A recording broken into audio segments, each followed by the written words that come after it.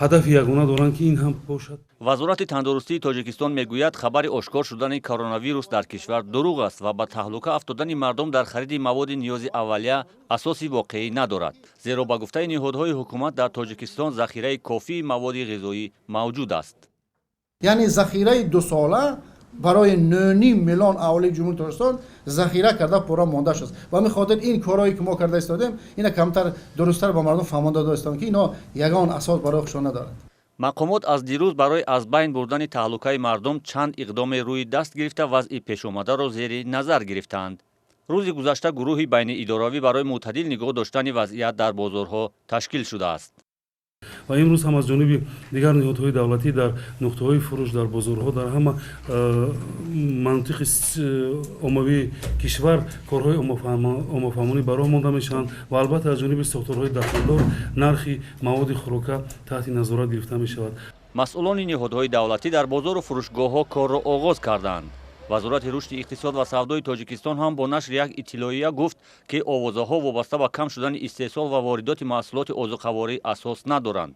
ҳарчанд рӯзи 5 март дар бозорҳои Душанбе, махсусан дар хариди орд навбатпоӣ ба мушоҳида мерасид, аммо мардум зиёд дар таҳлука набуданд. ҳамаи бозорҳо кор мекунанд, орд дар бозор ҳаст, ба навбат мардумо мо таъмин карда метавонем. имрӯз қариб як 50 тонна орд ворид шудааст. мардум хеле ки шумо шоҳидест, ба навбат харидорӣ кардааст. назорати нарх қатъӣ аст. то 200 сомонӣ як халта орд. аз ин зиёд шавад, мо чораҳои заруре мебинем.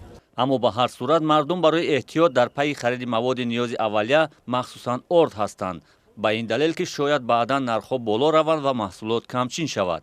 аммо хариди маҳсулоти дигар мисли рӯзҳои маъмулист. бо нархи чанд даст раст мекунед? 100 аввал.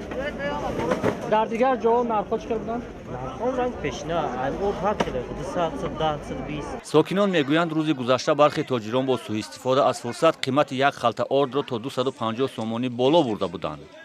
сар аз 1 феврали соли ҷорӣ то имрӯз дар Тоҷикистон 1405 нафар ба карантин фаро гирифта шудааст, ки 328 нафари онҳо шаҳрвандони хориҷӣ ҳастанд.